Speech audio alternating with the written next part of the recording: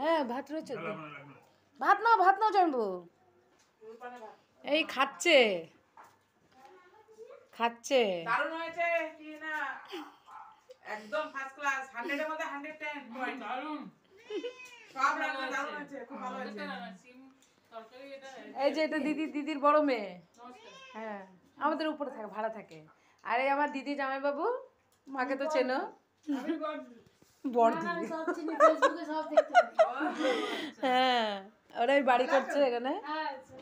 এই যে আমাদের ছেলে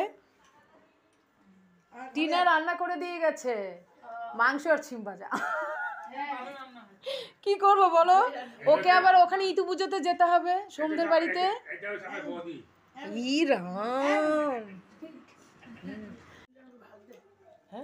হ্যাঁ ভাত রয়েছে তো। ভাত নাও জানবো।